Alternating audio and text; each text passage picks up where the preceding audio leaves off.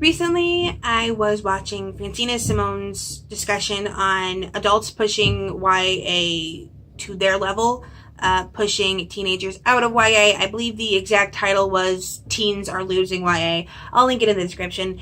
And for the most part, the discussion was really good. She talked about how adults keep subtly changing YA in ways that make it less for teens, and it was originally supposed to be for teens. And it's a great talk. But she also brings up why she doesn't read adult. And that's kind of what threw me off, in that, not that she doesn't read adult, that's fine, I don't read YA. She kind of writes all of adult off as all being written by old white men trying to be Tolkien, in fantasy especially.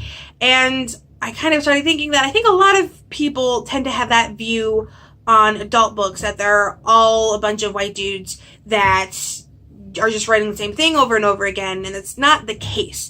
And I think a big part of why that sort of stereotype exists for adult is that adult books don't tend to sell themselves on the diversity as much. Meaning, if you go and pick up a book and read the synopsis, it won't tell you this character is biracial, this character is gay, this character has depression, whatever. They won't tell you those things in the synopsis. You'll have to read the story. And I know that's the thing with a lot of YA. I think Catty Tastic talked about how she wanted more books to blatantly say there's a female-female relationship in this. Adult books do that even less. That doesn't mean the diversity isn't there. That doesn't mean that there aren't fantasy books that aren't trying to be Tolkien. There's plenty of diversity. You just gotta look a little deeper than the general setup of the book. And so that's what I want to talk about today.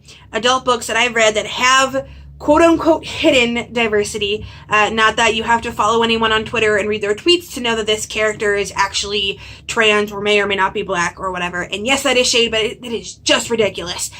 Anyway, so this is my list of books that are coming out this year, if they've not already come out, or are currently in print in regular shops. I'm not bringing out my weird sci-fi books from the mid-2000s.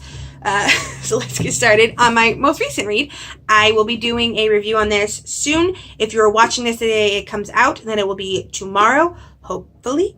And that is Little Darlings by Melanie Golding. I showed you that first because the cover doesn't actually have it on it. This is the arc for it. That's the actual cover. I believe this is the American edition. I don't like the UK one as much. But this one comes out in April, and it is a fairy tale thriller where a new mother is absolutely sure that her twins are not hers, that her twins have been switched out for changelings, and she is determined to do anything to get them back. And of course, next to no one believes her, except one police detective, Joe Harper, who is determined to get to the bottom of it. She has some of her own reasons for this case hitting close to home. She has some of her own struggles with motherhood back in the day, and she's bisexual. Joe is late in the game bisexual, if the book is to be believed. She mentions something about how back in the time when she thought she only liked men, hinting that she was a little bit later in life in discovering her sexuality, which, as someone who didn't really stop lying to herself until she was 24, I feel that. She is also, I don't want to, actively bi, I guess is the only way I think of to describe it, in that she has a crush on another woman. She is actively seeking out a relationship with a woman, but is really nervous about it. There's a lot of like, should I text her or is it too soon? The crush on this woman affects the story in that the other woman is a reporter, so you've got a cop and a reporter, and she may accidentally say too much because she's interested in this reporter, and it might not always come out the right way. So it affects the story very much. I loved this book. Again, my full review will be coming out soon, but definitely look forward to this in April. Next one is one I've already read and reviewed, but it's still not out yet. I didn't realize how soon I got this versus when it comes out. And that is The Bird King by G. Willow Wilson. This comes out March 12th. I already did a review for it, so you can check that out if you would like. This has some obvious diversity in that it is set in I believe a Muslim country and has the two Muslim main characters. It is own voices. The author is also Muslim practicing. I believe the bio said she spends half of her time in Cairo. The hidden diversity is that the main character's best friend Hassan is also a gay man. And yes, that's going to be kind of a theme where a lot of this is people being secretly gay, or quote unquote secretly gay. The character in this, Hassan, is kind of well known to be gay, and it's not really okay, even with Muslim culture. But he has other powers and other abilities that are so useful to the Sultan that everyone just kind of lets it go. They just kind of pretend that all those young men going to his room in the middle of the night are going there for perfectly platonic reasons. But the Spanish Inquisition doesn't see it that way. Now, it's not totally crucial to the main plot that he's gay, because the Spanish Inquisition is after him for his magic-y powers and not his sexuality. However, it does affect his relationship with Fatima, the main character. They are basically like the closest people in the world to each other. It is a friendship forged in struggle, but it can never be anything more than that because he's just not attracted to her that way. And it's the kind of this thing where they would be soulmates if the sexuality is lined up, but they don't. And when he starts to, have feelings of a romantic, prolonged nature, not just sexual feelings towards another man, she feels like she's being inched out. And there are conflicts because of it. Jealousy, essentially, over a man, even though he would never have gone for her in the first place. So in that way, it does very, very much affect the relationship, if not the main overall plot. The Spanish Inquisition would still want to kill him if he was straight because of his sorcery magic, but it's just an added bit of they would hate him even more if they knew that he was also gay. Next up is one of my favorites, and this is the one where it's not just sexuality that is hidden in this. It's a little bit more complex than that, but I love it. And that is Starmark Rising by Shami Stovall. This just came out on February 19th. Pick it up because I need Shami to also go on to write the sequel, because there are some characters that need their comeuppance, and you just, come on, I need it. But there are some quote-unquote hidden sexuality, meaning that it's not brought up in the synopsis. The main character, Clevan, is bi, but it doesn't come up too much. He really only hits on a male character when he's at his wit's end, but then there's not a lot of male characters for him to hit on. There's a lot of women, and the male characters that there are either in relationships or he views them as brothers, so he doesn't really want to hit on them. But the real hidden diversity in this one is actually really cool. In the setup of the entire world that this is set in, there is a genetic hierarchy. Humans have been experimenting for centuries, trying to create the best superhuman they can, and they succeeded, but in that endeavor also managed to create a ton of defects. And so people are walking around with a slew of a variety of genetic defects. Now, the reason I call that hidden is because I viewed it as, you're going to have people walking around with the third eye or something like that. And the defects are actually very, for the most part, for the main characters, very tastefully done. There are some, giant tumor to the side of the head side characters or crowd characters and crowd scenes. But if you read it as an analogy or as coding, depending on whether or not the author intended it, it reads like genetic defects are essentially this world's mental disorders, this world's physical disabilities, and that kind of thing. They don't call them as such. They don't call them in terms that we would recognize them today. But there's one character where her genetic defect essentially translates into manic depression, where she will get in these wildly low suicidal states because of the defect in her brain, which is pretty similar to how depression works. It's an imbalance of chemicals in the brain, and it affects her. And the whole argument is, well, we can give her this chip to make her happy and bubbly, but it'll kind of take away parts of who she is to do it. And so Clevan insists that it has to be her choice. She has to decide, do you want the chip to always be happy and bubbly but not really yourself, or do you want to be yourself and suffer through insanely dark depressive states? And I won't tell you what she decides. I'll leave that to reading the book. I don't want to ruin everything. There's another character whose genetic defect essentially translates to a terminal illness. There's another one who I guess there would be, it translates to almost like an autoimmune disorder. They can't use the healing technology that regular people can use because of their defects.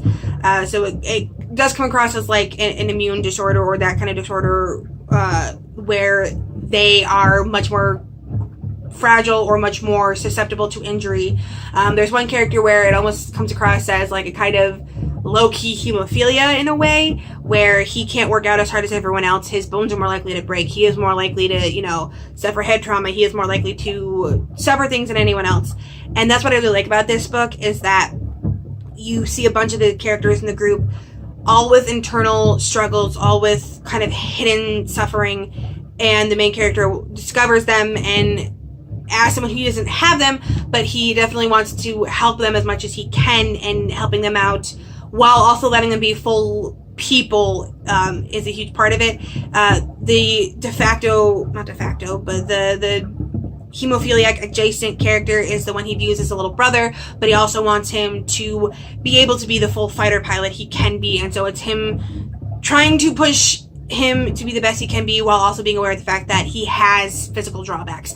And that's where I love this book, because you can read in between the lines and see a lot of neurodiversity and ability diversity throughout the book, but it's coded as essentially new world issues.